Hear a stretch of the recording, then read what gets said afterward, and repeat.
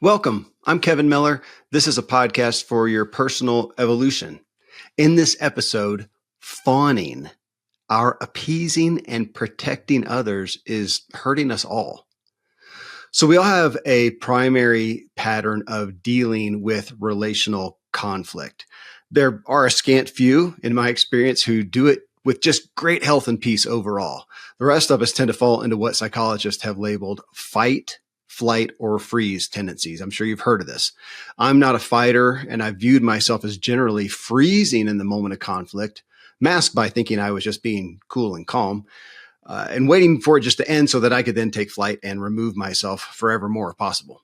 And I thought I was valiant for my lack of fighting, righteous and unshakable. And I thought I was protecting everyone, myself included. I did whatever it took to choose your word here, okay, whatever relates to you, appease, placate, tolerate, put up with. What I realize now is I was just being dishonest with myself and everyone. And while I thought I was being strong, I now view it as being incredibly weak. Again, dishonest. And what was really happening is I grew bitter and was slowly building these walls brick by brick with my appeasing. The new term for what I was actually doing and what I really relate to is fawning. And this is the podcast focus today. So I sat down with Dr. Ingrid Clayton. She's a licensed clinical psychologist with a master's in transpersonal psychology and a PhD in clinical psychology. She's had a thriving private practice for more than 16 years. She's a regular contributor to Psychology Today, where her blog, Emotional Sobriety, great term, has had more than 1 million views. She has now come out with, it's actually the first ever commercial book on this new concept of fawning. And it's titled Fawning, Why the Need to Please Makes Us Lose Ourselves and How to Find Our Way Back. So fawning, she says, is a hallmark of codependency and often occurs when we can't fight or flee because we have to remain in the relationship with the person or situation that we're struggling with. It's highly relevant to why we stay in, she says, bad jobs. We fall into healthy partnerships and tolerate dysfunctional environments. Even when it seems obvious to others we should go or take drastic steps to try and correct things, get them into health. Ingrid says fawning can serve a purpose as an initial emergency adaptive strategy that protects us from losing connection with people we depend on. But it becomes a real problem when it turns from the emergency coping mechanism to compulsory in our everyday to-day lives, normalized. That's what I did. The good news, of course, is we can break the pattern of chronic fawning once we see the trauma response for what it is. So I was incredibly excited to talk with Ingrid, and this conversation proved just invaluable to me. It still is. I mean, I don't know where I am on the spectrum of healing, but I hope I'm on my way. And I hope this will be as profound for you as it was for me. As my feeling is most of us suffer from aspects of fawning in certain relationships, if not all, in some circumstances in our lives. You can connect with Ingrid. She's got a big Instagram account at Ingrid Clayton, PhD. And you can find the new book, which I'm showing here for those of you watching the video, Fawning. It's hitting the bookstores right now. So coming up next is my conversation with Dr. Ingrid Clayton on the pervasiveness of fawning and how to, of course, get out of this insidious, unhealthy trauma response. Ingrid, the topic of fawning, I had heard of that in the past, fight, flight, freeze, and then fawning being stuck on there. I don't think I really gave it much attention. I mean, I kind of, intellectually, I get it. I didn't give it a lot of attention until your book came across my desk, however long ago that was. And I thought, okay, let me dig into this. And as I did, I would say I resonate. Not only I think I align pretty significantly. How much is part of our conversation. So I'm incredibly curious, incredibly grateful. Thank you for being here. Thank you for having me. And you are not alone in fawning sort of being the unwanted stepchild. I don't know how you say it, but it's recently only been added to the table of the 4 Fs. And I think the mental health field has neglected it for a long time. So I'm excited to have the conversation and introduce that idea to more folks. I'll tell you, I think I was probably a little skeptical at first, okay, we're going to add another one. That sounds great. as I've continued to think about it and really go through your book, it really does make sense to me because we've got fight, makes sense. We know that. Yeah. Flight, Yeah. which has been my preferred. That's the one I aligned with the most. Mm-hmm. And then freeze, I did a little bit, but this makes sense to me. There is a third option, and I found myself having done it, I think, quite a bit, as much as I'm understanding, and I think I'll understand more today, where it is the word that came to mind for me most was appeasing. Yes. That I'm appeasing. Is that too simple? No, I think it's sometimes referred to as the please and appease response. And I think to your point, it does present and look a bit different as compared to fight, flight, or freeze, which look like obvious trauma responses, right? But fawning happens when those are either not available or they would make things worse. Okay, so fawning is very common with complex trauma, which is synonymous with childhood trauma or relational trauma. So if you think about childhood in particular, we're dependent on our caregivers for literally our survival for longer than any other species. We really can't fight back. It's going to make it worse. It certainly did for me. Where is a 7-year-old going to run? Right? So fawning is this tricky thing that kind of hides in plain sight, where we don't look like we're going against the threat. It looks like we're leaning in, to your point, appeasing, or we're caretaking. It looks like, we are going along to get along, but it's not a conscious choice. That's why naming it as a trauma response is so important, because it's instinctual, it's reflexive. It is not a conscious decision. Okay, let me ask you. I didn't really intend to get into trauma, and we talk about it quite a bit, big T trauma and little T trauma. And I look at it as, whatever happens, it's somewhat, you can't reconcile it at whatever point you're at. Yeah. Okay. I'm going to come in that angle, Ingrid, because I do resonate with the fawning. I think that is what I adopted in response to my perception of my dad. Yes. Now I say it that way because you just said there that when it's something that we can't fight back, I don't know that I couldn't have. I just didn't. Yeah. I just adopted. I think it was realizing, the accolades that come with doing this, doing that, and feeling approval. That's and right. If I did I ever feel disapproval from him? Absolutely. I think my brother and sister, and I'm going to say that, and I think my dad was a wonderful guy all in all, but I felt his disapproval, didn't like that. And so, I just went over here and I think hook, line, and sinker adopted fawning. And I pleased him because it was a drug. I wanted dad's approval. Well, you make two very good points. One is that it is a highly rewarded, applauded, even expected trauma response. I think oftentimes fawning is engendered in us under the guise of respect. A lot of times we think people are just being respectful when really their body knows, if I step out of line, right, I'm going to be steamrolled. So it is conditioned, right? We are absolutely taught and expected to fawn.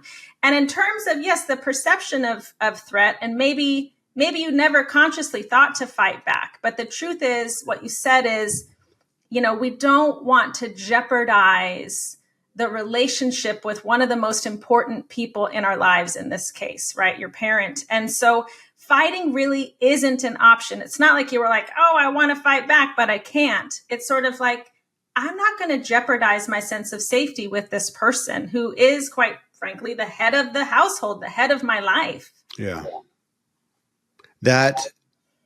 And I think he had some inadequacies with emotions, negative emotions, especially. And I think I tapped into that early on, but I adopted it, Ingrid. And I think that's what I took forward in relationships. And I had problems with roommates, with teammates, when there were issues, I wasn't honest, and I didn't fight. I would flight, but that could also mean like getting them kicked out of the house. I just removed. It was a removal, a withdrawal. What's the word? Withdraw, stonewall. So that's my history in there. Okay. let me ask another angle. And this is one that could relate to a lot of labels, I guess, a lot of diagnosis. And I haven't asked it before in this way. So I'm going to ask you. Okay. All right. With fawning. So I'm tempted to say that is a primary, what would you call it? What do you call it? Fight, flight, freeze, fawn are what? They trauma are responses, survival responses. Yeah. Okay. I think along with flight, fawning is primary. And as I continue to read your book, I think it may be my primary. And I'm questioning, does that mean I'm just a fawner overall? Because I looked at it and I thought, I think there's some relationships where I'm not so much. I'm more comfortable / confident, more secure in myself because of whatever the other person or the environment. But over here, oh my gosh, then I fall into it. And to some degree, with that said, is it relevant with all these trauma responses to say that we may not be hook, line, and sinker any one, that we could ebb and flow and dip in and out? Okay, tell me more. That is more common, right? Is that they're situational. So they're depending on what's going on, the body's going to choose in that moment, what's the response that's going to give me the best chance of safety and survival. So most of us identify a little bit of this and a little bit of that in different areas of our life. And because we're talking about fawning is context dependent. And that means it's even, not only will it not show up in certain relationships, like I have people that my clients that I work with, and they say, I never fawn at work. At work, I feel so sturdy and I have a voice and I can set healthy boundaries and all of these things. But in my romantic relationships, oh my gosh, I immediately shrink. I can't set boundaries. So it's context dependent. And even in my own life, my fawning will look different. It'll take a different shape depending on the context. And so for me, on one hand, with my stepdad growing up, he was the tyrant. He was coming after me. What I now know is that he was grooming me. And so my fawning was like, I got to please you. I got to make you happy. I got to, smile and flirt even because he was grooming me. I sort of had a sense that my level of, attractiveness played into staying in his good graces. So it was almost like I need to keep him at arm's length, keep him just far enough away to keep myself safe by smiling and doing the song and dance. With my mom, my fawning looked very different because she was absent, right? She was neglectful. She was dissociated. So my fawning looked like leaning in. I was trying to sort of be her caretaker, almost parent her in a way. In both cases, I'm managing the gap. I'm managing the relationship. I'm managing the moods and the states of other people. But my actions look very different. Okay, you just mentioned caretaker. I hadn't thought about that. Does the caretaker aspect, that seems, as you say, that pretty much a fawning role? I believe that. So essentially, I refer to this left side of the equation that I was referring to with my stepdad looks more like what we've called people pleasing. And the caretaking looks more like what we've called codependency. But I think the problem with these terms is that they were ignoring two major pieces of the equation. One is our physiology, that these were not conscious choices. I was never looking to please. I was looking to stay safe. Right. So they're missing this instinctual reflexive thing. So telling me, well, Ingrid, just raise your self-esteem, right? Just set some healthy boundaries. It's like, well, who doesn't want to do that? These were not available to me. Those are conscious, rational choices. Fawning is not, right? So you're applying this solution to a problem that exists in a different part of the body. It has a different language, different operating system. And what else was I going to say? I lost the thread on the first thing there. It was related to caretaking and codependency, but anyway, it'll come back if it. Well, I do want to come overall, whether we look at all of them, trauma responses, fight, flight, freeze, or fawn. Yeah. My focus, these days is primarily on identity and inner security. Great. As I look at these, all of them Yeah. are insecure. I mean, all of these responses, I feel like they are, you tell me, but they feel like we're talking about insecure identities overall. These are all, whether you fight, whether you're flight, whether you freeze, whether you fawn, none of them are the healthy me that I want to be. None of them are I find myself a lot these days, Ingrid, saying, before I respond to something, before I react, especially, I want to respond, to go, how would secure Kevin respond? What blows me away is how often the answer is different than my normal response. That's been very convicting for me lately, but I'm looking and going, it's different. I wouldn't, if I was secure in and of myself, I wouldn't fight. I don't need to. I wouldn't flight. I wouldn't freeze. I wouldn't fawn. But you know what you did just there, right before you said that? What? You said, before I respond, and you went, and you took a deep breath. Okay. Which is a way of regulating the nervous system, of being in the present time and moment. When we are triggered, when we are coming from a trauma response, we are not in this regulated state. We don't have access to the same part of our prefrontal cortex that's going to make those decisions. So again, this is why the distinction matters to me, right? But I remembered the other piece that I wanted to say about codependency or people pleasing. It's not just missing the context of the body, it's missing the context of the environment, right? That there's a reason that we move into these reflexive behaviors, not because we are dysfunctional, because we are often navigating deeply dysfunctional environments. We are navigating systems of power where in some way or another, we are powerless, right? And the body knows where it resides in the pecking order. It's sort of like, oh, I don't know that I can really have a voice here. But what else you were saying in terms of this disconnect from self and not coming from a place of like true authenticity, and that maybe all of these responses left in a chronic position are disconnecting us from self, I would say the answer is yes. But before I think we can honor and look at that, we first have to see that these were adaptive, they are normal, healthy survival strategies. We're never going to get rid of them. I'm always going to have a fight, flight, freeze, or fawn in me, and I'm grateful for it. These things have genuinely saved my ass time and time again.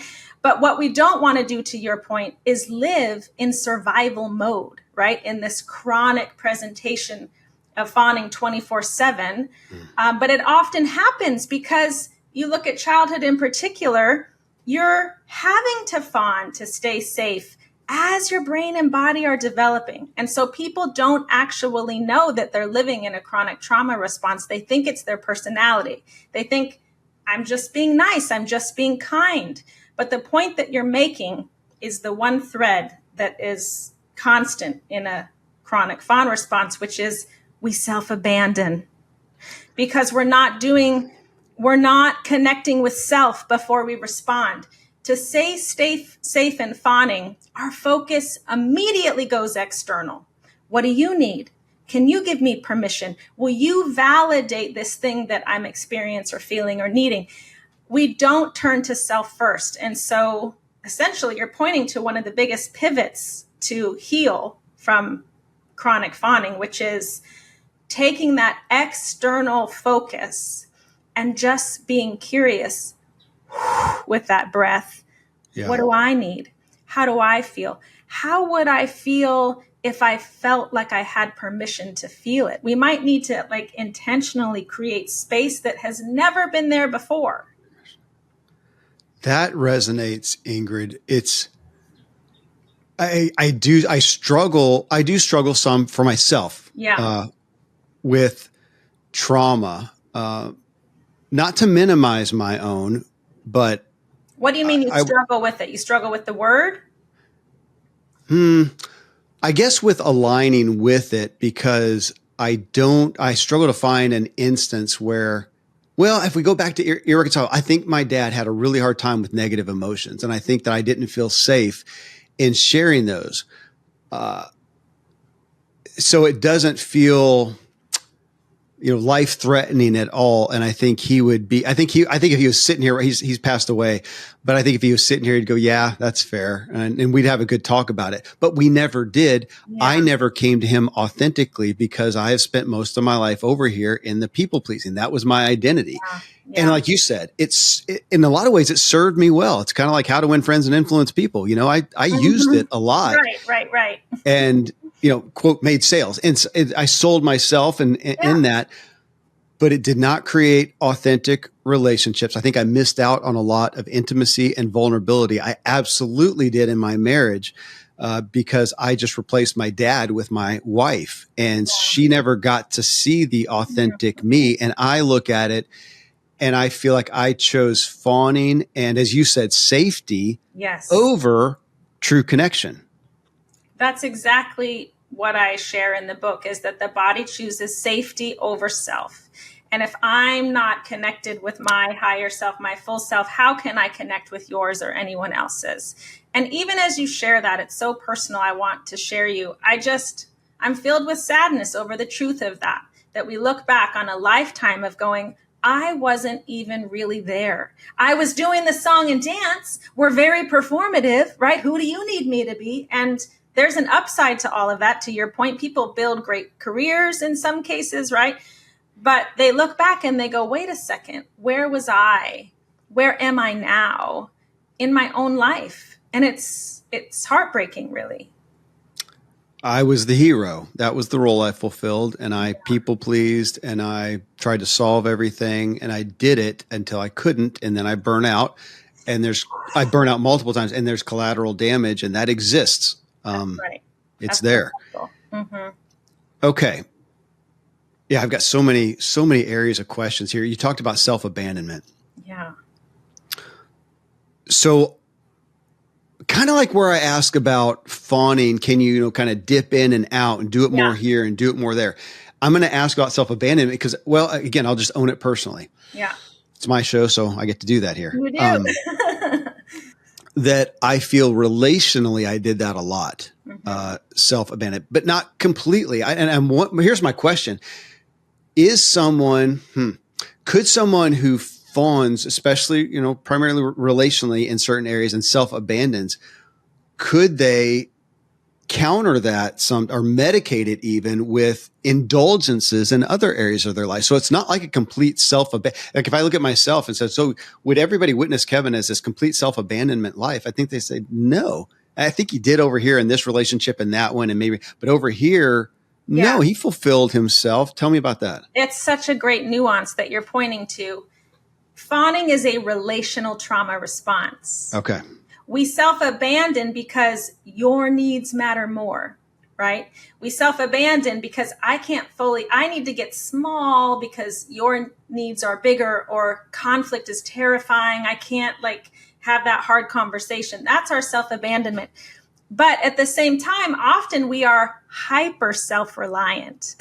So left to my own devices and, my husband's out of the house and whatever, I can get stuff done. I am super motivated. I show up for my goals. No problem. Right. But it's this relational piece that triggers the fawn response. And again, triggers it in different ways depending on the relationship. Okay, that's helpful. And when you say, even there, and you wrote this in the book too, and you said, get small, get small. I struggle, again, for me, I struggle to relate to that, but maybe it's the same thing. What I did do, and this was actually verbalized in some relationships, I forfeit.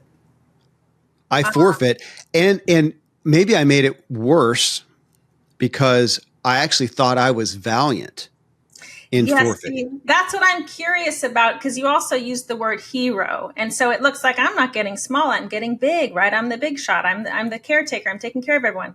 But what about the rest of you? The parts that aren't heroic, the parts that are wounded, the parts that need help.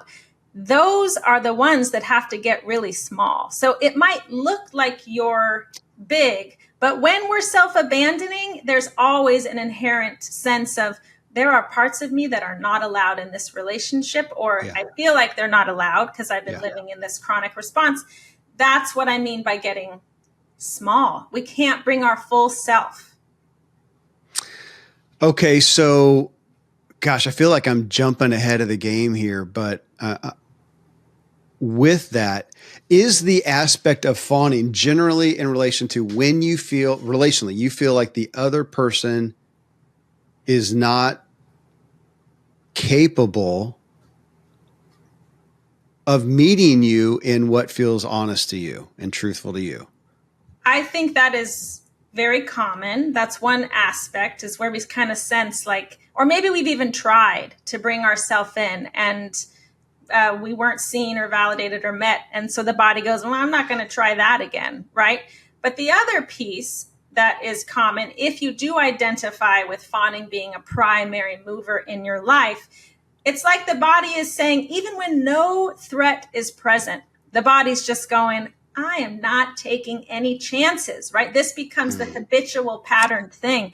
So I have clients that are like, this person seems perfectly lovely and I can't step in, or I only step in ways that feel safe, which is like, how can I help you? Or don't worry, let me pick up the check. Or no, I don't want to talk about me. Let's only talk about you. We lean in ways that are about kind of propping the other person up and making them feel better. And again, we go missing. And it's not because they're a danger. It's because our body has not found a new sense of internal safety that we can hold now.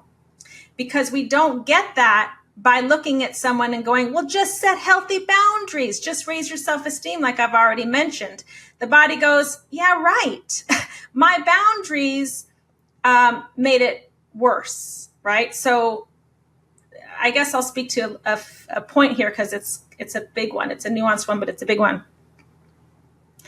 Essentially, for chronic fawners, their fight response, which basically is healthy conflict and having a voice. It's not violence, right? It's like, hey, you hurt me. I didn't like that. That's an aspect of the fight response. And when that has been snuffed out and we're coming out of, oh, but I need to try to practice having a voice, we're asking people to literally step into the thing that may have caused the greatest pain of their whole life. Does that make sense? Yeah. So it's also why we have to look at the nervous system. We have to look at what are the roots of these behaviors? Because if we're not attending to that, we're re-traumatizing people. We now are reinforcing their need to fawn. And I'll tell you, this happens with clients in therapy all the time, is they go, oh, I see. They want me to be this kind of a person. Now I'm going to perform yet again for my therapist, for my coach, right? Yeah. Fawners are great sort of clients in that way, in terms of making the person who's supposed to be helping them feel a lot better about themselves, but they may not be getting the help that they actually need. They're doing it again. They're performing for connection. They're performing for validation, and they're not feeling like it's okay to be who they are, how they are, and to create a new sense of safety now. Okay. You mentioned again, physiology. Yeah. And that one is important to me. Looking at, am I kind of that back to the take a deep breath, how it secure Kevin. And I'm trying to get my perspective that I was helped by a friend who's a therapist is to get out of threat physiology. Yes. Can I take a deep breath, lower my shoulders, come over here and go, look, I'm not in physical threat, in this case. And can I come to it from safety physiology, not threat physiology? Yes. Okay. That's such an important piece of this work. And there are a million different ways to do it and language for it, but it's key. Boundaries you mentioned, and of course, before the show, we talked about that. Nedra Glover-Tawwab endorsed your book, and we had her on the show with Boundaries. I had Terry Cole on the show with Boundary Boss. Yeah. And I've had him on because I want help. I've continued to struggle with boundaries. It's always felt very, it's still a risk, it could still be conflict. And let me go to there before boundaries, we'll come back to that. Let's go to conflict. Would you say, well, I wanted to ask in regards to fawning, but maybe it's in relation to the other trauma responses as well. Yeah. Would you say these are people, these are people are going to fall into these or succumb to these or be victim to these when they have not experienced healthy conflict resolution. Is that a highlight? Yes, I've never heard it asked that way, but my whole body is just like rocking in a absolutely. Yes, most of us have not had healthy conflict or healthy boundaries ever taught or modeled to us. We literally don't have it mapped out, right? There's no blueprint for that. We're creating one now. So it's an important point, and it's an extension of that. Okay, first, can I do the internal work? And maybe for the first time ever, notice what safety feels like in my own body, whether it's through breath work or these other types of regulation. We start just with the self. We don't start relationally with like, well, now I'm going to go try and tell this person how I really feel, or I'm going to go and try to set this boundary. We first have to create a new relationship to ourself where we can notice what we're even experiencing. Because to your point, then when we do step into this relational context and it feels really hard or scary, we have to be able to attend to those big feelings in the moment and not put it on the other person like it's their job, right, to solve our unrest. And we can't confuse the unrest or the discomfort or, quite frankly, the terror with I'm going in the wrong direction, right? And then we start backpedaling and boom, we fawn again. So there's a lot of moving parts here. Reading your book, I found myself revisiting a concept that I regret I can't give credit to the first person I heard it from. It was somebody on the show, probably a psychologist. Mm-hmm. So kudos to whoever it is that helped me with this. But I came back to it with you, Ingrid, that when I am fawning, mm-hmm. if you act or, I perceive you in a certain way and I'm self-abandoning myself. Yeah.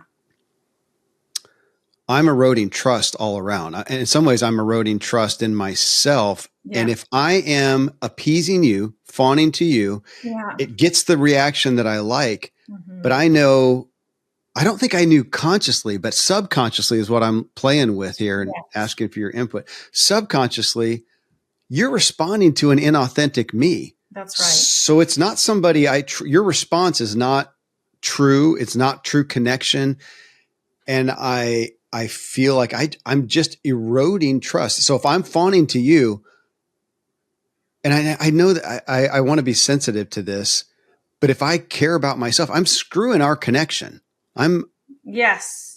I mean, that's a very sad byproduct. That's what I'm saying. That's the heartbreak that lies within really looking at the consequences of being in this chronic fawn response. And I just always say, and if we don't lower the shame, right? Because someone could hear that, like, I'm screwing up all my relationships. I'm eroding trust. Yeah. Honestly, shame is the glue to keep this stuff intact. So we have to reduce the shame and go, listen, your body comes by this response really honestly. It got you out of jams probably time and time again. And so it's a yes and no, we do not want to live in this place for all of the reasons that you're describing. Well, okay, so let me play with that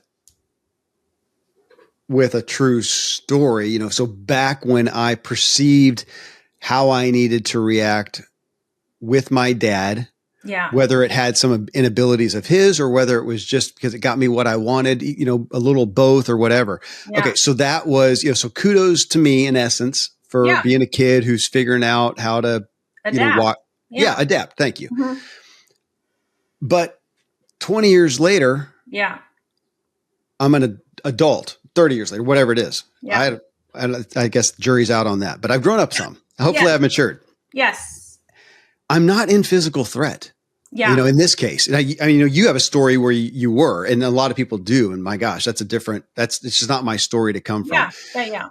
But I'm not in threat. And even relationally, Ingrid, I found myself in therapy going, what on earth is wrong with me? Yeah. Why am I so terrified? I don't have a story behind here where I actually did step into conflict and I got obliterated. I really just don't. And yet I'm over here terrified. Yeah. And it just didn't make sense. And there was, for me, a maturity that had to come of going, I'm okay. I'm not in threat. And I had to, I think I say I did. I'm probably still rewiring my brain to tell Yeah. myself you are Yeah. not at mortal risk, at Yes. least. My Yes. identity might be, and and then we're into that, and that's on me. Well, okay, here's my bias. I'm going to come Okay, at you with a very, please. honestly, I didn't live my whole life going, well, Kevin, I have a very traumatic background, right? I couldn't name that I had trauma. I was like, Okay. what trauma? What are you talking about? I, didn't have a car crash or, a sexual assault in this obvious way. So very similar. And I sat on a lot of therapist couches, understanding all of this and probably saying similar things like, well, come on, Ingrid, like, you need to X, Y, and Z, whatever it was at the time. Well, you have met with Dick Schwartz of Internal Family Systems. Yes. I think that his work is really key in this area because although I was an adult who was a clinical psychologist, quite frankly, right? Have written books, going to all the trainings. I could talk about this stuff inside and out. And similar to you, be like, what is wrong? What am I so afraid of? What's the big deal? Like, look at my own hands. Look at my gray hair now. Like, come on, I can take care of myself. I'm a mom, you name it. There are parts of me, and I have experienced this even just very recently. I experienced it over and over again. There are parts of me in that IFS language that are not a 50-year-old woman, are not connected to my present time and place. They are essentially trapped in time. And what I believe what we need to do is stop beating ourselves up for having the terror and get curious about it. Okay. Yeah. Get curious about it from a parts perspective. So maybe there is the part of me that knows there's nothing to be afraid of, or this is a perfectly safe relationship, but something is being triggered. And what we know about trauma is that it's often, particularly with childhood, it's not a concrete memory or event where we go, well, yes, that time that my dad yelled at me.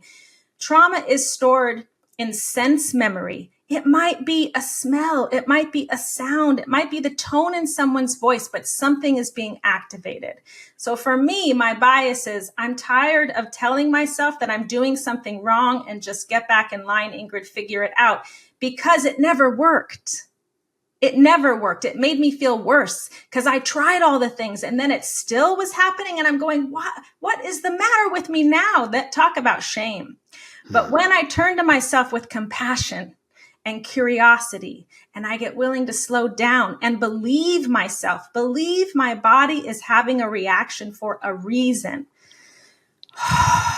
This is where things can shift and change in like the most magical ways I've seen time and time again. Okay. As I have done that, Yeah. I have also then been practicing not fawning. Tell me more. Yes, I'm curious, but tell me more. Well, to go to the people pleasing aspect, to not please everyone. Yeah. And for me, that came in one of the ways was not choosing to speak up to defend myself. Mm-hmm. That's a primary way that it manifested for me, and just let it ride. And if somebody then from that was not pleased with me, can I exist? Yes. Tolerate that bad feeling of like, they don't like me or they disagree or whatever it is. Yeah. Can I still exist? I think I'm asking, is that a valid, valid's not a good word. That has seemed to be a necessary, a beneficial exercise for me, because over here on the manic people pleasing fawning side, that was the effort. I don't want anybody upset with me. I don't want the bad rating or not rating review on the podcast or the book. I don't want whatever. And if they do, then it's just because they don't understand. And I want to go after that. And I want to appease. I mean, yes. And on the other side, though, I think because part of it is I'm finding healing, it feels like, on being over here. And there are some people who I have now not appeased. That's right. This is major. This is a major component of what I'm calling unfawning, is tolerating the discomfort that arises when we don't fawn. And it's going to happen a lot. But I don't know if you're familiar with Dr. Resmaa Menakem's work, but he talks about clean pain versus dirty pain. Okay. So the reality is we were feeling a lot of dirty pain in a chronic fawn response, right? We're small, we're inauthentic, we feel full of shame, we're not acting in accordance with our ultimate values and desires and goals. That is dirty pain and it feels terrible. Clean pain is the pain that you're talking about. Like, I'm expanding my comfort zone. I know that they're going to disagree or that bad rating is there or whatever it is, and I'm not going to do anything to fix it. And it's pain in service of growth. Okay. Thank you. That is, it's new. It's still new territory. And I'm having to be over here realizing it's helping lessen my threat physiology. It is slowly going away. I think it's still just disorienting for me. I'm just not used to somebody who, they haven't asked. I'm not going to step forward and defend. I know what they were told and I'm going to let it go and just kind of sitting with it and realizing I'm not dying. Wow. And to your point, you notice the difference in your physiology. You're more, that's how we know that it's clean pain moving us in the right direction and not the wrong direction, is it literally does move the needle on having to live in this sense of hypervigilance and overwhelm and managing everything all the time, right? We have more of a sense of who we actually are. And to me, that's the thing I've been searching for my whole life, right? Yeah. Like, I would not be talking about fawning and unfawning and this lens and language if it honestly wasn't the thing that allowed me first to make sense to myself, and then second, to know who I actually am and to honor that. Yes. I like the clean and dirty pain aspect. I almost thought you were going to go to a different way with it in looking at,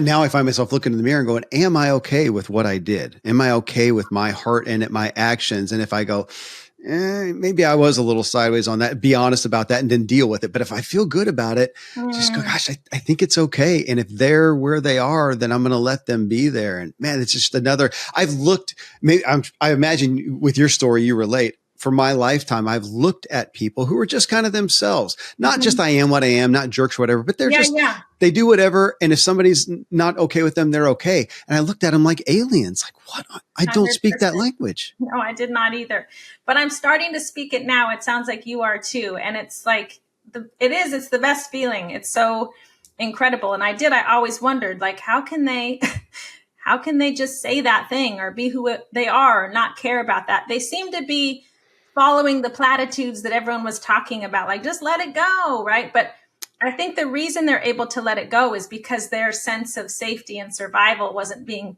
hijacked, which is what happened for us, right? How can you just let it go when your whole sense of safety is like, oh gosh, I need to now explain and make sure you get it and construct the perfect text that's like 3 pages long and maybe that'll do it. We go to these great lengths to try to quell the overwhelm externally so we can quell it internally. And what you're saying is, I'm going to be present to the overwhelm internally, even though it's overwhelming. And the more that I sit with it and I'm a witness and I validate myself and I get curious, how do I actually feel about this? The overwhelm starts to dissipate and we didn't self-abandon. I'm thinking it reminds me somewhat of social media, kind of the consummate thought we have now of the constant scrolling and it just increases anxiety and like, oh my God, put the phone away and just get out of it. What you just said though, Ingrid, I actually have it marked page 23 in your, in page 20 in the galley copy. I don't know in the final what it's in, but in there, you said when your internal safety is always reliant on external safety. My identity that's right. was reliant on how I perceived other people perceiving me. And that was it. And I think I really hurt my relationship, or my relationship with my dad could have been so much more. I know it could have. My brother stepped into it and was just him. And they had such a richer, deeper relationship than I did. My sister as well. I'm the black sheep over here in the fawning. And I did it with my wife. Absolutely. I robbed, she had all my power. I gave her all my power, and it put her in a terrible place she couldn't meet that, obviously. And it just had me running myself into the ground. Yeah, no hope with that at all. As opposed, so now back to the identity and the inner security where I'm working to take the deep breath, ask the question, how would secure Kevin? And I can secure myself. Holy smokes. In a sense, we're kind of to the Viktor Frankl, at the far end of the spectrum of going, dude, I can't control anything. I have no personal agency externally at all. Yeah. All I got's right what's in here. Yeah. Yeah. It's true. That's where we end up. But I couldn't start there. I wanted to. I tried. It made perfect sense to me. It was like, yes, sign me up. But these were the barriers, right? The barriers were these unconscious, instinctual things that pulled me back every time. But yes, to your point, once we move that internal experience and we can be present with ourselves in that overwhelm, that is the promised land. That is the freedom, right? I want you to say more about, you said I couldn't start there, because when you said that, I felt it. Because I've been on this show, on this mic, doing this for a decade with the best of the best, from the Dick Schwartz to the, Nedras and the Terry Coles and the Vienna Farrens and and hearing this stuff, and it resonates intellectually, but I haven't, I'm just now finally going. So when you said I couldn't start there, tell me more. Well, I had the same experience as you, right? I read all the books. I went to all the trainings. It all made perfect sense. It was what I wanted. And let's face it, I was dedicating my life toward those goals. And it didn't feel available to me. I was still in chronic dysfunctional romantic relationships, whether it was dating or my first marriage. It was like same relationship, different face. I wrote graduate school papers on these topics to try to avoid and they were good papers, I'm not going to lie, right? But they did not save me from repeating these patterns. Okay. Neither did becoming a clinical psychologist who can actually help my clients navigate this work. I was blind to the blocks that were within me because the blocks were not visible. They were not rational. When you talk about, there's this part of me that feels this terror, and I look back in my childhood and I go, what terror, right? That's this rational response. And so just a quick sort of little note in terms of why talk therapy even isn't always so effective with this stuff is it's what we call a top-down orientation that's coming from rational mind, prefrontal cortex, right? It's very conscious. Trauma work is bottom-up work. It is subconscious work. It is our physiology. It's looking at these trauma responses and these patterning, these wisps of experiences that we could never even know or name. I'm telling you, even after what's almost a decade now of looking at complex trauma and fawning specifically, there are times in my own personal therapy, well, I'll bring something in, whether it's a fear or an overwhelm. I have no idea what it's related to. And I want to talk myself out of it and go, I know it's ridiculous. I know. But I actually know better to go, okay, rational mind, thank you for sharing. I need you to step aside because something else is emerging, right? Think about the bot. It's emerging. Our second brain is in our guts, right? There's no language there. The language is the senses. The language of the nervous system is the senses. And yet we're trying to figure it out with like English. It's a different language. So the more that I return to and trust what I'm experiencing, it doesn't mean that I go, oh, I'm feeling mad, so I'm going to go now act out on that feeling. But it means I go, oh, I wonder what that anger is about. Can, just like increasing our capacity for the overwhelm, like we were talking about before, increasing our capacity to go, can I be curious about this terror that's arising? Like, are there any memories or other feelings that arise when I linger there? This is what gives us even more capacity to be present to ourselves. And I don't know who said this, whoever said the thing, but it changed my life. This notion that I wanted this person to save me and that person to get it. And if I shape shifted in a million ways and maybe gotten that person's good graces, they would see me. Here's the truth. We are the ones we've been waiting for, right? This is the primary relationship. And this is what it looks like to be in deep, authentic relationship with ourselves. Returning back to the body time and time again. It's where all the answers are. Ingrid, it's been just in the past week or so, to what you just said, I feel like I'm understanding more. Yeah. But some of it, even though I can look around and go, yeah, something's happening. And, but I feel like I got to discover it. I don't know. That's right.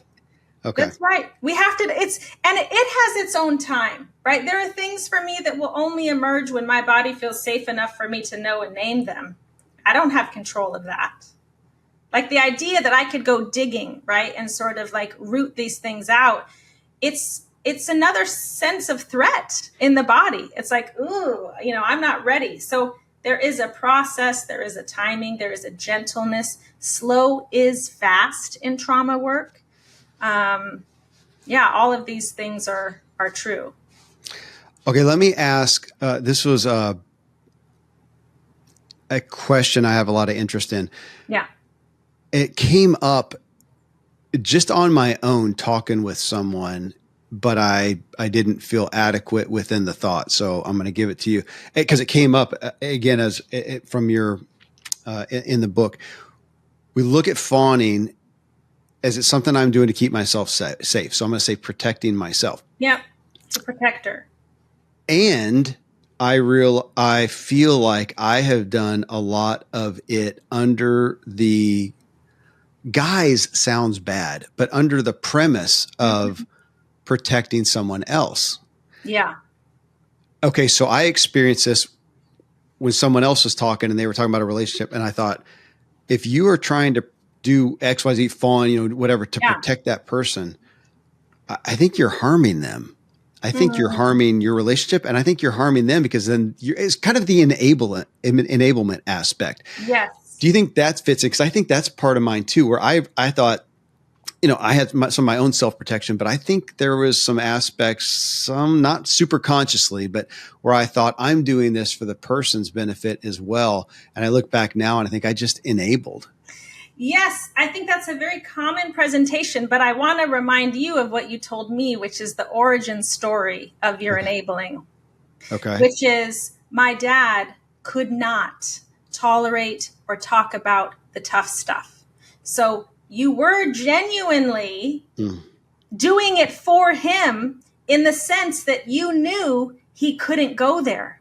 So that was enabling, right? Because I'm not going to bring it to him for his benefit, which is really for my benefit. Like that's the origin story. And of course I'm picking up on a tiny little tidbit. I don't mean to oversimplify, but if that's the thing that then becomes the blueprint, like, oh, this is what I do, essentially to honor to honor me, to honor the other person, to honor the relationship. Yes, over time, when we're doing that all the time, it starts to look like this other thing that you're referencing, which is like, well, you're not actually calling out bad behavior, or you're not actually, there's lots of presentations, fill in the blank.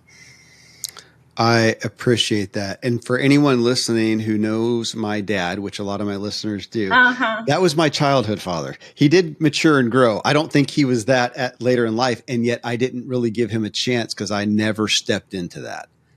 I really appreciate that. And I think it's so true for a lot of my clients. I know some of this language that I use can feel like shaming and blaming people, but that's not what it's about. It's naming the patterns that are there, that I trust that your body reflexively turned to fawn for good reason. It's not because your dad did anything wrong. Okay. And this does not relate to him that I can figure out at all. My next question, but I did wonder as I was reading, is there what would the word be? A proclivity, I guess, for fawners to fawn in relation to fighters more so than, okay. Yes, the answer is yes. Okay. I'm buzzing in.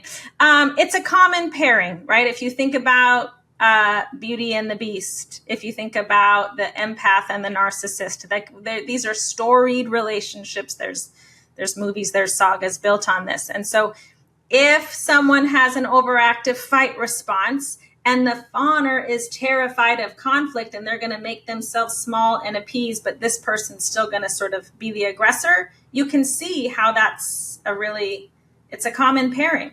And here's the other thing that was really relieving for me as someone in a chronic fawn response, because I was like, I don't want to be with people that are exploiting me. I don't want to be with people that are unavailable. I don't want to. But guess where my body found the most sense of safety that it ever had was in navigating someone exploiting me, was in navigating neglect, essentially. So the only sense of safety relationally that I had in my body was forged in the face of these behaviors. So the rest of my relationships, I found more safety, it felt, with people who were, actively addicted and lying and cheating and all of these things. I didn't want that consciously, but my body found a way where it goes, I know how to navigate this, right? It's the other reason why moving out of that pairing in particular means your relationships might not feel as activating. And sometimes we've been calling that chemistry, and it's not really chemistry. I mean, it is, but it's not healthy chemistry. Yeah. So part of moving that shift is actually tolerating what might feel a little like boring, or like maybe there's not as much going on there. It doesn't feel as exciting because we're not adrenalized, Yes. Yeah. I do. You use the word, actually, either use the word or use the quote from someone that you cited in the book. I can't remember, but the mention of over accommodating stood out to me. Oh, yeah. I liked it, I think, Ingrid, because being accommodating, that does feel nice and gracious and mature to some degree.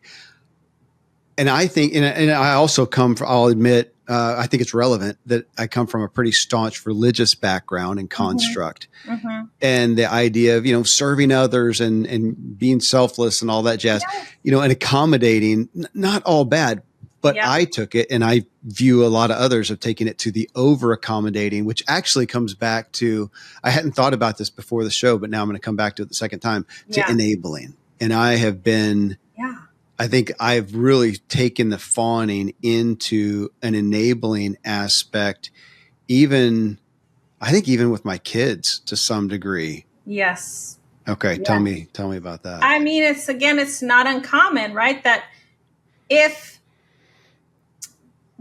if I found safety in a fawn response, and I experienced this as a mom, guess what I wanted my kid to do? Fawn. And you can call it respect, but it wasn't really respect. I wanted him to do what I wanted him to do so that I could feel even like a good mom, right? So there are lots of different ways. This is how, whether you resonate with that term or not, this is how generational trauma happens all the time, is that we pass down our coping, right? And I love this idea. I don't know if it was Dr. Becky or someone else, but children cannot regulate feelings they're not allowed to have. And the same is true for adults. I can't regulate a feeling I'm not even allowed to have. So when we talk about enabling, if I'm sort of like scooping all of that up in the face, like, oh, no, I'm going to take care of it. I'm going to metabolize it for you. We are stunting that person's ability to have a lived experience, which is how we learn and know anything at all. You have to, right? Can I quote you on that? Even if you attribute it to someone else, that line is, my first thought is, oh crap, I'm going to send that to my kids when we're done with the show here. Children can't regulate a feeling they are not allowed to have. Yes. I did that. I mean, I think I experienced that some as a kid, and I did that some with my kids out of the, be positive, be optimistic, don't blah, blah, blah. I don't even, they could tell me the list, but I did that. Yeah. We rob them of the ability to cope with true adversity, rather. Like, for them to be able to tolerate conflict in their own lives, to be able to speak about it in their own adult relationships down the line. Okay, let me ask you, Ingrid, if we take somebody who is habitually lifetime, all relationships, they are primarily in the fawning position. Yeah. And they go through they do the work and they come out and heal to a great degree from fawning. Yeah. Would you say that the chances are, yeah, they're going to lose some relationships? Yeah, I knew what you were going to say, and I wanted to buzz in. The answer is yes, Kevin. Okay. Well, okay, thank you. Because I wrote that down. This is my notes and reading your book, and I'm talking, dealing with, quote, unreasonable people who we feel that. I mean, if they were physically abusive, would I just say, well, I'm going to learn to take a punch? Oh. I hope not. Yeah. Well, over here, as we are fawning with people who we feel like can't take conflict or they can't take whatever, why do we continue with that? And we learn to take a punch. Essentially, I've never even heard it spoken to that way, but that's an aspect of the fawn response, is that we're being mistreated and we go, it's not that bad, right? Because we can't push back. Our needs are not being met. And we go, but look on the bright side, right? It's all that toxic positivity stuff or spiritual bypassing. It's like, well, but they have it worse off than me. I need to privilege their wounds over mine. And self-abandonment. Here's what I wrote down, Ingrid. I wrote down because I've had this, there's a few people in my life where I know that they have said, I'm afraid to be honest. I'm afraid to share this with X because of what they might do. Yeah. They might leave, they might hurt themselves, they might whatever. And I'm looking at that intellectually, at least, going, well, that's just not your responsibility. Easier said than done. But so here's the thing. Okay. The general question, coming out of a fawn response, it's going to change probably all of your relationships. Some are going to have to end if that's safe. But here's the other thing.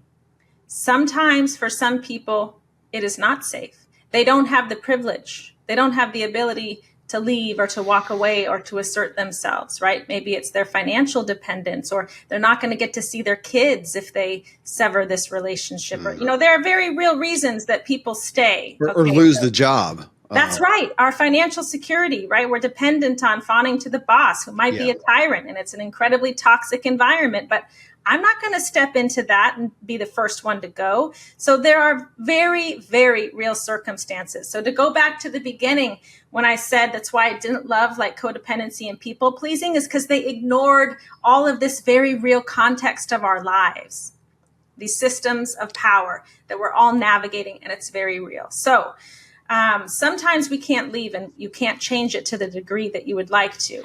But there's a whole big spectrum here, right? So for some of our relationships, we might go, it feels like it's a safe relationship. You might lean in and be like, you know what? I'm learning about this fawning thing, and I'm realizing that there are a lot of times I didn't know I was doing it, but I wasn't being as honest as I'd like to be. And can our relationship hold for me, maybe, and for you, more of our truth? Maybe what if I don't sort of say yes all the time? How does that feel to you? We start to establish that I want to do this differently, and I want to do it differently because I want more intimacy and more vulnerability and more of a real relationship. And there, believe it or not, are relationships where people go, yes, they have the capacity. They want to do it too.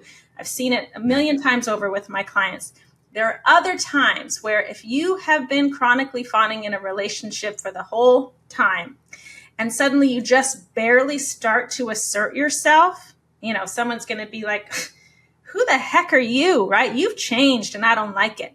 And they might not be willing to accommodate more of your truth. And I've seen them lose long-term relationships or even family members. It's deeply, deeply painful. But here's the thing. Because we're talking about chronic self-abandonment, a lot of people are faced with this question. Would I rather have you in my life, or would I rather have me in my life? And it's a personal question that only the individual can ask. But it's just to say, like, yes, our relationships are going to change. They can change for the better. They can change for the worse. And sometimes we got to go. You said in the book that in the position of fawning, we feel the price of admission to any relationship is forfeiting personal needs, rights, preferences, and boundaries. And I connected with that, Ingrid, because on one hand, I feel now even more fortunate that I've always had a super close friend or a few super close friends. I've never not had a super close friend. And I look at it now and go, oh my gosh, how amazing considering what I now know about myself. Yeah. Because on the other side, I think I didn't have more because it was so taxing.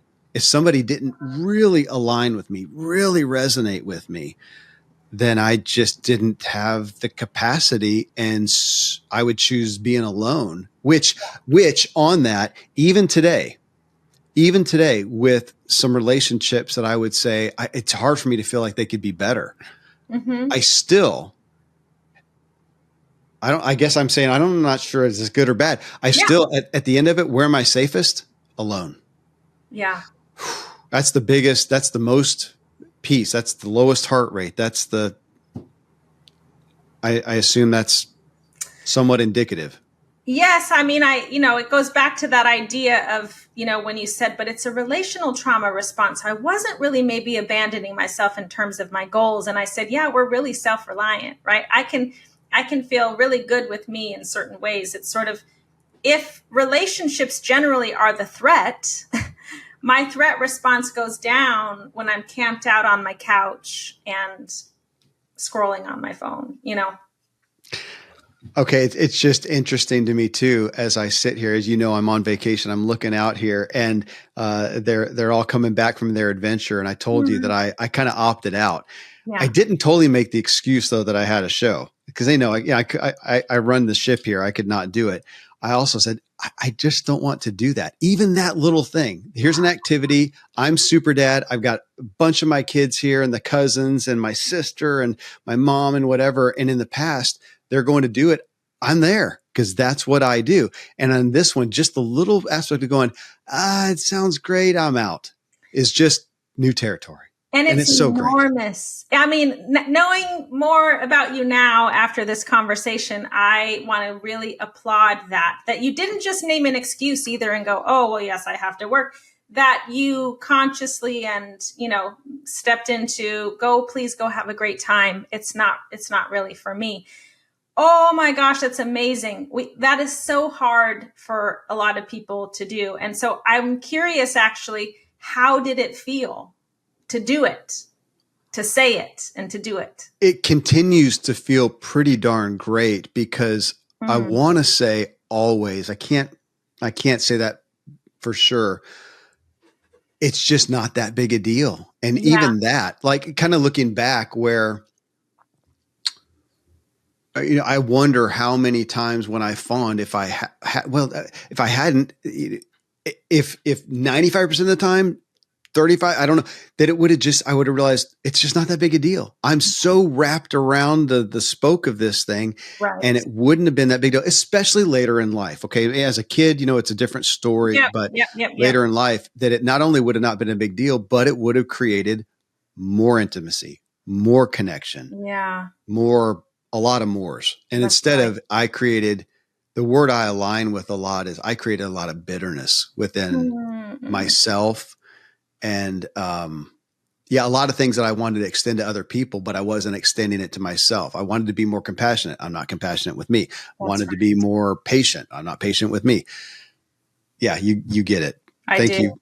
I appreciate the look on your face. So there's a whole section in the book about identifying our resentments, right? Of all the things that we didn't get or that we want, or they're not showing up the same way, or why aren't they extending me the same grace, or I work so hard and I manage all, and our needs go unmet. And that bitterness, I go, God, I know it well. I lived there for a long time. And so how amazing to feel, even for something small, right? But it's not that small after a lifetime of self-abandonment. It's enormous to go, I'm not going to go on this thing, and that it feels good, and that continues to grow. That makes me excited for you.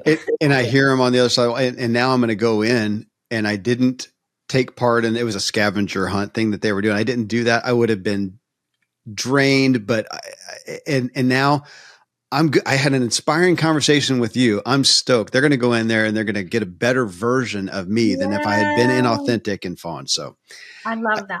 Ingrid, I feel like you have really opened the door on this for me. Now I'm going to be in super discovery mode.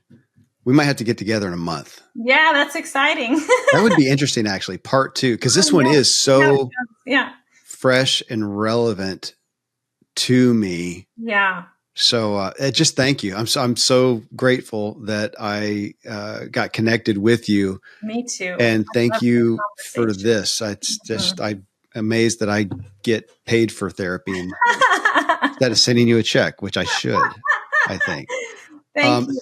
Thank you. I'm grateful. Yeah, I'm just going to continue studying the book and the concepts and being more aware of my tendencies. And I think I've got a lot of growth still, discovering growth to do here. So thank you for the gigantic kickstart.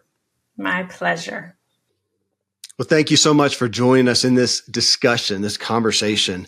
That, again, Dr. Ingrid Clayton. And the book, check it out here again. The book is Fawning, Why the Need to Please Makes Us Lose Ourselves and How to Find Our Way Back. You can find that. It's hitting the bookstores right now as of this, when this recording publishes. And then on Instagram, you can connect with her at Ingrid Clayton, PhD. Till next time, it's an honor to be with you. Here's to your evolving self. Yeah.